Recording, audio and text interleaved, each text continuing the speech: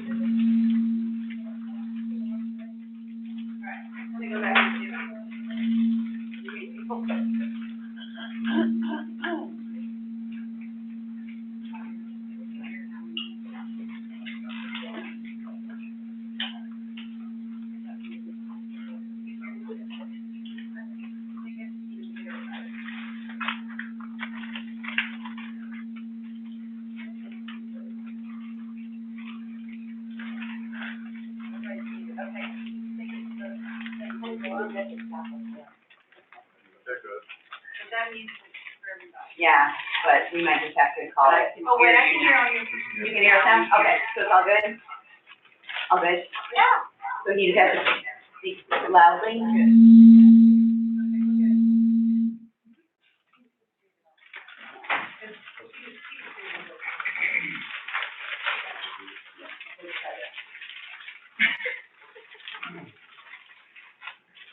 Can everyone hear that? All right, this time's the charm.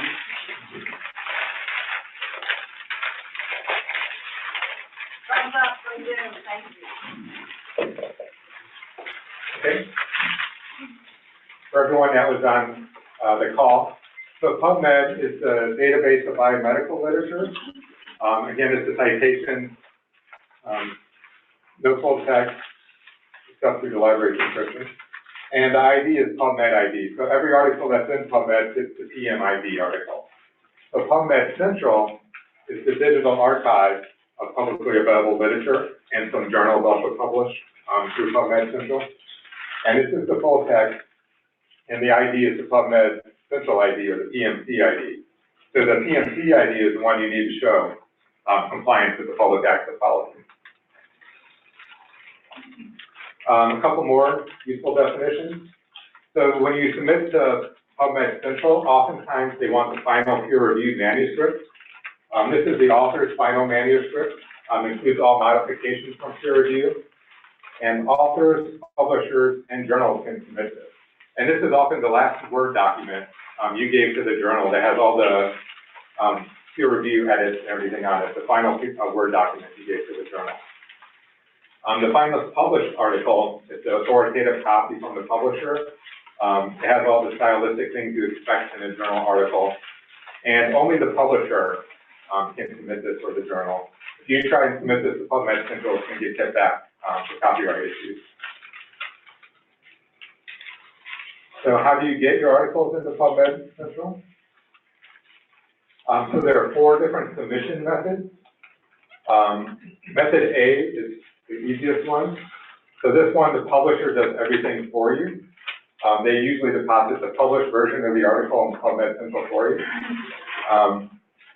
And there's a listing of these on the NIH's website if you want to see all the ones that fall in category A. B is the publisher will do everything for you if you pay them money. It's usually $2,000 to $3,000 the fee for doing that. C is the author does everything. So the author is going to submit their final peer review manuscript and do the 2 approval steps needed to get it into PubMed Central. And D is a hybrid. So usually, in this case, the publisher will submit the final peer review manuscript, and then after that, the author will do the final 2 approval steps. So most people tend to do C and D with the journal. Hardly anyone I know actually does D, pays the money for it. And again, there's a limited set of journals that do method A that do everything for you. And method C is the one that tends to give gives people the most problems with compliance, essentially by forgetting they have to submit everything by themselves. In this case, the author submits to the NIHMS system, and you should submit the final peer-reviewed manuscript. It can be a Word document, RTF, PDF. You have to include all the figures and tables. And again, you can only do this with articles that have the copyright that allow. And so you submit through the NIH submission system. And this is the NIH system that puts the articles into PubMed Central.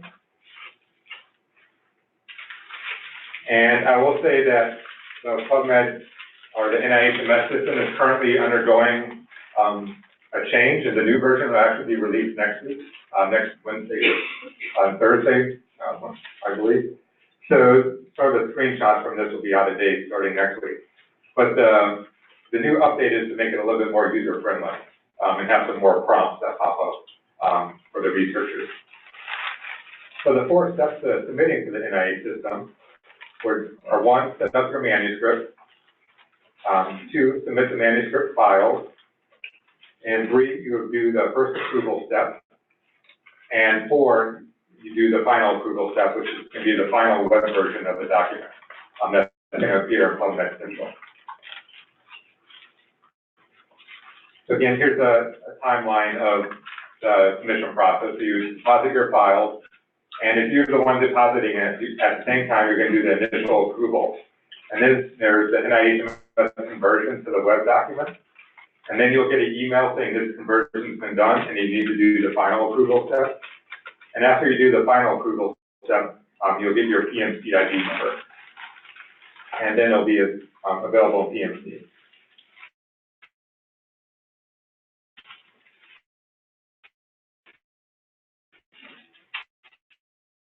And just a little bit more detail on those steps. Once you do the initial submission, for it to be converted into the web document. So when you're getting ready for your progress report, you want to go through probably 4 to 5 weeks before and make sure everything's in compliance with the policy. So you can go through and not be delayed 2 to 3 weeks if you do it right when you try and submit your RPPR.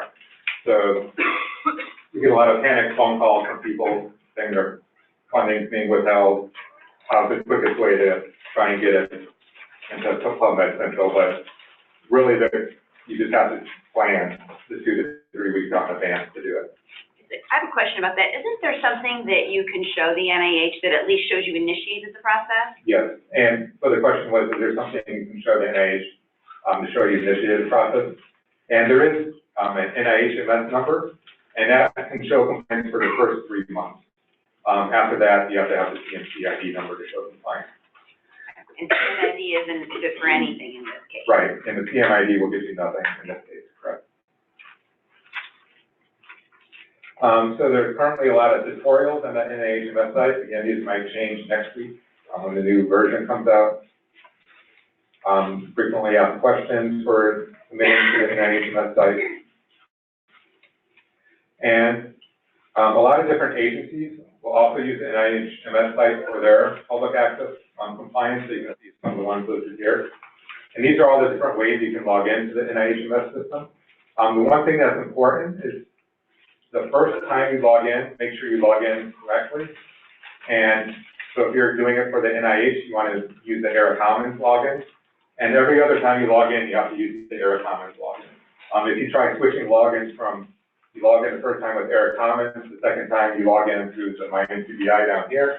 When you log in through NCBI, all the stuff that you set up under Era Commons may not be there. So it's important to remember which one you use to log in the first time and use that one for all the subsequent logins. And the first approval step, when you submitted all your documents, looks like this currently. Again, it'll probably change. But an important thing to do is to set the reviewers. So only a person who's an author on the paper can be a reviewer. And the reviewer is going to be the one who gets the email notice to do the final approval. And the second final important thing is to set the embargo. So there's currently, most publishers want a 12-month embargo. So you can set it to 12 months here. And if you're unsure, you can always just email the library and we can look it up for you. But a lot of times, if you go to the journal instructions for authors, they'll have a section on federal compliance, and they'll often list everything you have to do there and the embargo links.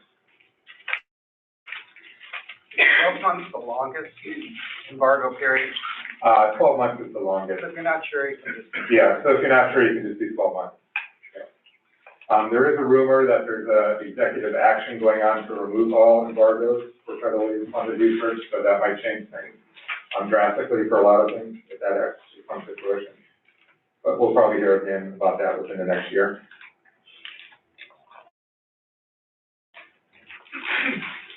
And the designated reviewing author approves 2 times. So again, you approve what's submitted to the NIHMS, and then the web version again. And as Stacy mentioned, there is a temporary ID number, the NIHMS ID number, that you can use for less than 3 months from the publication date to show compliance. But after over 3 months, you can only use the PMCID to show compliance.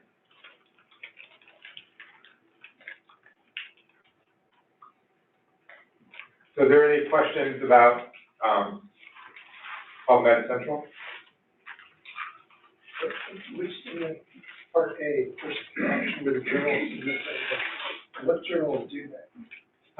So the question was, under Part A, what are some of the ones that do that?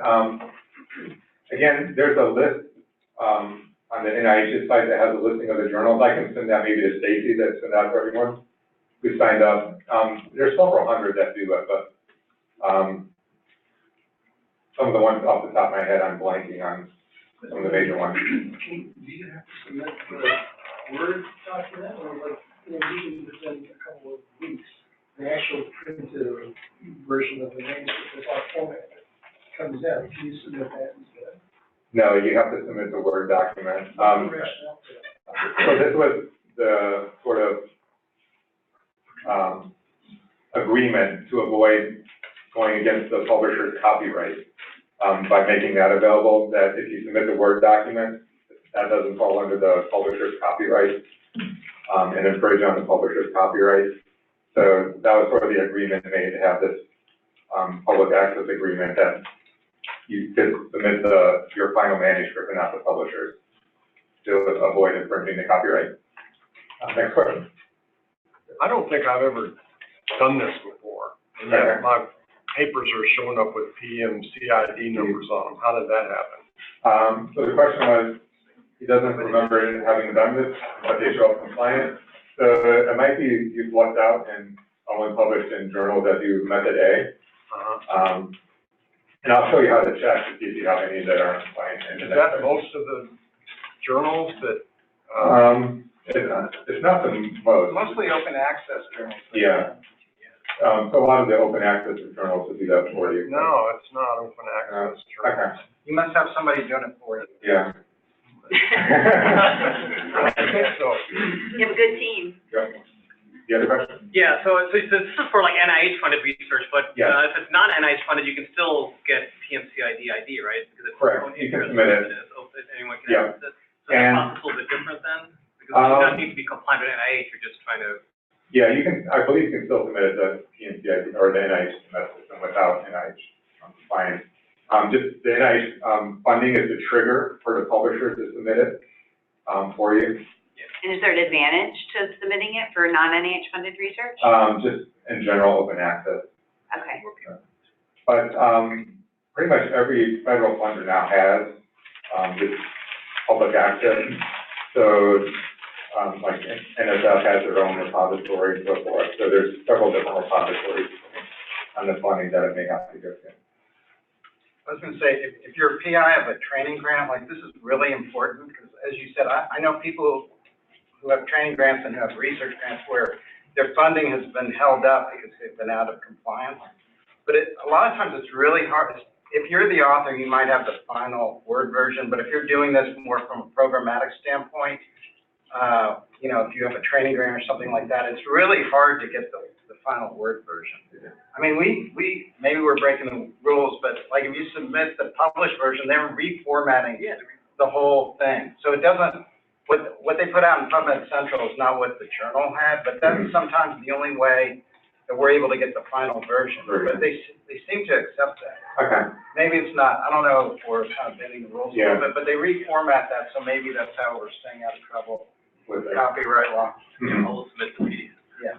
Yeah, and the comment was, this is really important for training grants to get all this done, and it can be, very complicated for training grants. And yes, I get a lot of emails trying to help track everything down for, training grants to get these in publication. Okay, so the next section is my bibliography. The first thing, if you're NIH funded, you want to do is link your, my bibliography or your my NCBI account to your ERA Commons account, your NIH ERA Commons account. And what this does is it brings all the grant information from ERA Commons to your my NCBI account. It allows your NIH public access compliance status to be tracked through your my NCBI account. And it brings publications from my bibliography and sends them over to your ERA Commons account. So to do this, this is a screenshot of my bibliography and my NCBI. You can click on your hyperlink name at the top. And if you haven't used my bibliography in a while, they redid it over the summer, so this is the new format to how it looks now. And I will say the journal titles and other things popping up are through a plugin I have on my computer. That's called LibKey Nomad. It works really well on PubMed. It gives you articles without using the Find It in Emory button through Emory. So it only works on Chrome, and you can find it in the Chrome store. LibKey Nomad is what it's called. Can you spell that? Yep, L-I-B-K-E-Y, LibKey Nomad, then Nomad, N-O-M-A. Oh, like live, Yeah, yeah, yeah. library. Yep. And when you click on your hyperlink name, you'll go to your account settings, and you'll see an area where you can link your account. Hey, can you just go back one slide? Because I know, I'm thinking to myself, how do people keep track of everything they have to have compliant? And right there, it shows that you are compliant, so it would be Yep. red if you weren't. Yep. And I'll And yellow is in progress. Oh, they nice. actually changed it to blue now. Both do. Yeah. So, yeah, when it's linked, it'll actually show everything for you, So you can go to change here, and there's an option to link to NIH Error Commons, so you choose that. And then you get brought to the NIH login screen for your Error Commons account, so you log in with that password. And then it'll link to your account. And so now, you can tell if your account's linked by, on your My Bibliography, you'll see the Error Commons logo up here.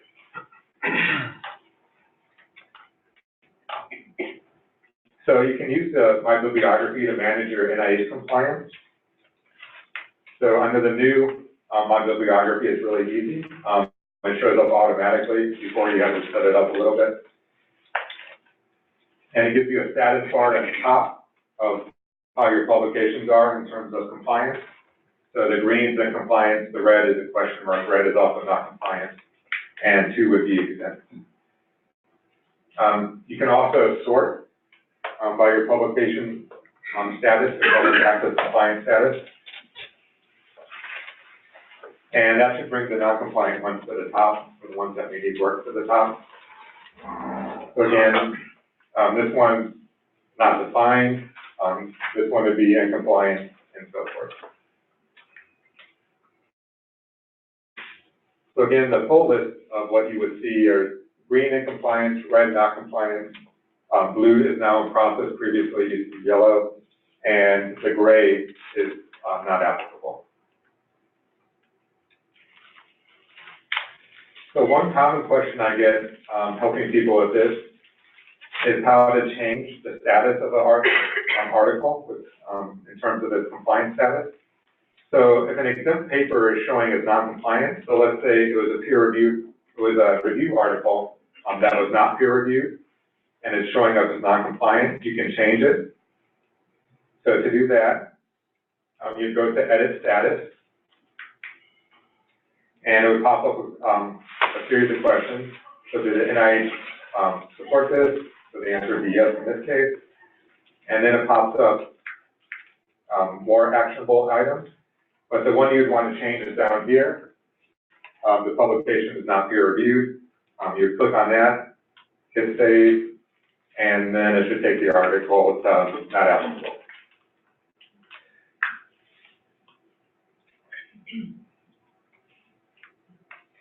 Then you can use My NCBI to create a compliance report. So you can choose the articles you want for your RPPR that you're working on. Then you go to Manage Citations up here and click on Compliance Report. And it'll give you the information to fill out on where to put it into your RPPR, and then you just download the PDF. And that would be your compliance report for your RPPR progress report. So how do you populate My Bibliography? So there's 3 ways you can add citations to My Bibliography. You do it through the Add Citation button up here. So you can add from PubMed, from a file, this is usually an RIS file, and manually. So the first one I'll go over is how to do it manually. So this might be, if you want to cite a data set, a presentation, a patent, or software you've made for your progress report, or an article that's not in PubMed, you can use this as well. So let's say, in this case, you want to cite a data set you created. So you click on data set, and it brings up the appropriate template to cite your data set. So you go through, cite all this, and just hit the save button, and then it will show up in your My Bibliography. To add a publication from PubMed, you go to From PubMed, and it gives you the search bar. So this is very basic searching, unlike the real PubMed where you can do advanced searching. So you type in your search, hit search, and then you just choose from the results you get which one do you want to take in My Bibliography. And now a lot of the funding is added automatically to your citations, but you can add awards to your citations if there aren't awards already added. So you can click on Add Awards, and it will give you a list of the awards you're registered with the NIH, and you can choose which one you want to add to those citations. Jeremy, how is it added automatically because you cite it in the manuscript? From citations in the manuscript, already being claimed on a previous progress report, or having been submitted through the NIHMS system. I think those are the triggers that automatically will associate it for you. Okay. And the last thing, if you're too busy to keep up with yourself, you can always add a delegate to take care of your thing. So to do add a delegate, again, you can go back to your hyperlink name, choose your account settings, and one of them is add delegate. So you can click on add delegate, and you can put in your delegate's email address, and they'll get a confirmation email asking you to confirm the connection. And the delegate will have access to the My Bibliography and the Science TV sections of my NCBI, not the other sections of my NCBI. So are there any questions about the My Bibliography section? Do you have like a suggestion for how people proceed, like just check monthly or quarterly, or sort of what's a good sort of practice to get into to maintain? Probably quarterly would be good. I know a lot of people will do it in advance of their progress reports, but probably the more often you do it, the less likely you are to run into problems and last minute issues for it. And is going to My Bibliography the best place to really just go and take a look at your overall health? Yeah, yeah. And so the question was, My Bibliography the best place to look at your overall health? Yeah, it's sort of your one-stop shop to make sure you're in compliance with everything. And now I'm going to hand it off to Kim. I have a question. Yes. So, the NIH compiles a published manuscript, and you have to confirm that that's correct. What happens if there's inconsistencies? Because it seems like the publisher would be concerned about going through the process, doing the editing, and then the author starts making changes to a published manuscript. What happens when that occurs? You do have the option in the final approval step to decline it and tell them other things you want to have added or changed to make it more potentially closely match the published version if there's differences. But, you know, sort of a quirk in the system is that if you look at the article from PubMed Central, there can be some slight differences in the article from the published version. Can you manually go in and change the results in a PubMed article and say the sky is green, it's not blue? Or Theoretically, you could, but I don't, ethically, it would not be. Yeah, no, when you submit changes to your upload to your manuscript, there's very specific, you have to tell them what you're changing and why, and they'll kick it back and say, you're gonna have to deal with the publisher, we're rejecting it, if you make major changes to results or anything like that.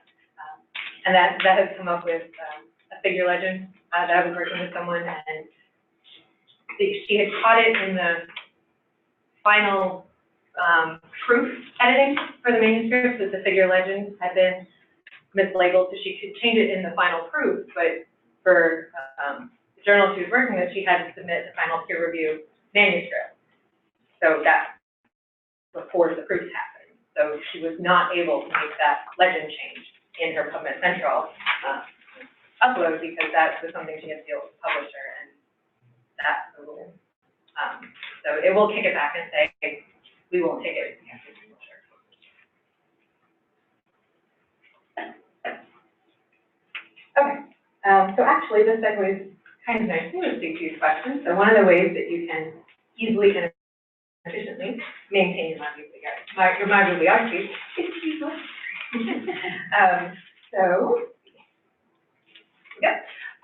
How many of you guys, from audience interaction, how many of you guys have heard or have an ORCID ID already? Oh, good, that's most of the room, excellent. So I won't spend too much time on sort of read through this, but so it's an independent organization that we founded in 2012. It gives you that 16 Social Security number, researcher Social Security number ID. That's persistent, stays with you for a lifetime. And so one of the really great things about the ORCID is if you change your name, if you change institutions, if you publish with collaborators where your name is published in a non-Latin alphabet, so you now have like a different name, it's all linked to your ORCID.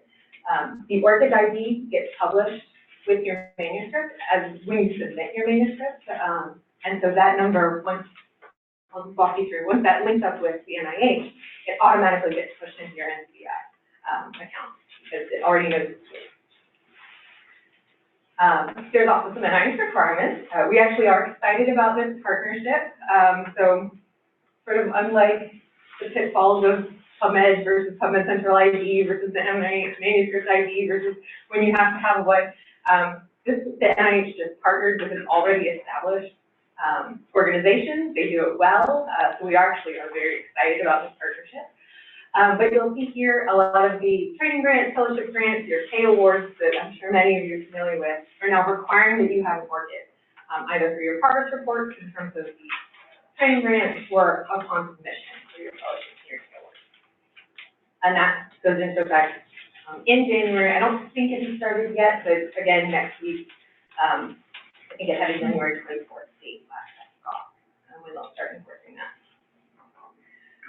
So many of you have this. It takes yours don't. It should take 20, 30 seconds. Emory is a partnering institution with ORCID to create the NIH requirements. But when you log in where it says institutional account, you can click there and log in with your Emory .ID and password, and you don't have to do anything else. You are now signed up for ORCID once you log into the system with your Emory .ID. Now, should you leave Emory, you probably want to go in there, see your ORCID account, and make sure that there's an email address you would still have access. So there's that little hitch right there for if and when you choose to do that. So linking up into PERA, when you sign in PERA, you'll have over here under Jane Austin's profile, you'll have that to connect your ORCID ID. If you click there, it'll bump you into the sign-up page. You've already created an ORCID account, you just provide your ORCID ID. The next thing it gives you here for Peter Parker, I love their little example. You actually need to authorize as a allowable user, and this is what lets them pull it automatically into your bibliography. You're required to have the number, but unless you go in here and authorize them as a user, they're not going to be able to sync it with any of your other stuff. So allowing them to sync it saves you a lot of time. So the NIH recently requiring ORCID, but all of these publishers and journals also ask that you provide ORCID at the time of submission. So if you publish with any of these publishers, again, that's an automatic when it's published. It'll automatically populate in your ORCID account, and it will automatically push your ORCID out. Did I see a question? So a little bit about getting more out of ORCID. So like I said, it's a really well-established organization. One of the things I really like to point out is you have an option up here in the corner when you log in. So those icons, your profile is public, it's locked, or it's private. So the key means that only authorized organizations would be able to look and see your ORCID information. So if you put it on the lock and allow NIH to see it, all of that, my bibliography, NIH back, talking back and forth will happen, but nobody else will be able to find you or your work or distinguish you from someone with the same name at another institution where all your name changes or whatever. So I highly encourage to make it public. This is your public profile of your public publication. So I haven't heard of any really good rationale for making this private. And I would greatly encourage you to fill out some of the basic, education, employment information, again, so people can find you. So when you log in, going forward, now that you have an ORCID ID, everything will populate, but sort of retroactively, you can add everything you've ever done. It's a really quick and easy, you click add work. And then I very much recommend search and link. You can search PubMed, you can search Web of Science, you can search Scopus, and those all have, well, PubMed doesn't, you'll have to do that sort of manually, but Web of Science and Scopus all have ID numbers, and you can just import your entire bibliography with one click. So that's nice. And then again, once you authorize that, they all talk. So when something becomes available in one system, it's in all the other systems. Some of the other things I really like pointing out about ORCID is there's a lot more than just publications. You can link your funding, which will help happen automatically as it sort of gets rolling with the NIH partnership. But one of the things I'm actually really excited about and wanted to make sure you guys were aware of, although it is not required, is that you can track your peer review. And that's through Web of Science Researcher ID. Maybe you have those. It's now called Publon.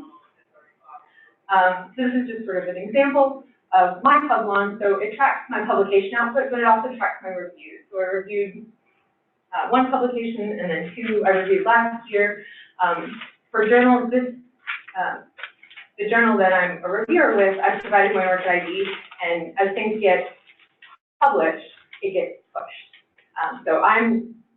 It doesn't ever tell you, nowhere is it linked as to which publication I reviewed, just that I reviewed a publication, or for that journal. And then some, I think PLOS is particularly good about it. Some editors will actually go in because they can rate you as a reviewer. You can be listed as an outstanding peer reviewer. Kind of like Uber. Yeah. Yeah, and there's some ranks for the number of peer reviews you've completed, and there's some rankings for the quality of peer reviews you've completed. And we actually have two researchers that are at Emory that are in the top 100 for that's rated peer reviews. Very exciting for them. So again, this is a public view of my ORCID. You can see my employment, you can see my publications. So again, it's someone who's trying to, I'm actually not the only compel at Emory. I'm certainly not the only compel in the world. So this is someone that sort of stumbles across either one of my works and links through ORCID or various organizations that gets my ORCID number. They can find everything that's required. Okay, so that was a quick run through of ORCID. I'm happy to take any questions about that or anything else. Go ahead. Okay, so, when you submit to a journal, there are many journals that require as the first author that you link your ORCID ID. Yes. And then they encourage that the co-authors' ORCID IDs are also entered. Yes. But that's like a whole bunch of extra information to have to collect from co-authors? Is there an easy way to do that? What should we do? So the question is, when you submit a manuscript, if the first author is often required to provide their ORCID, and then co-authors are encouraged to provide their ORCID, but that's a lot of extra legwork for the corresponding author to track down everybody's ORCID. And that's true. There's not really a good way to do that. Okay. I think with the NIH requirements, and as people become more familiar with ORCID, it'll be more likely to share. That's also a good reason if you make your profile public. I mean, very excited in the library, so in theory I'm good at this, but if you have a public ORCID ID, I can find it because it's public. Well, that's good to know. So if you just Google compel ORCID, you will come across my profile. Now I get others too, but hopefully you'll be okay. There's a librarian at Emory, all right, it's girl. So yes, it's an extra legwork, but in theory everybody will be linked and it's much better in the long run. Any other questions? Okay, So if you have any questions about this, the Need Help Ask the Librarian is the ubiquitous icon that's all over the library website, and that gets to us, as well as the other 80 librarians here at Emory. So feel free to direct any questions there, and we're happy to do that. Do you have any final thoughts? All right.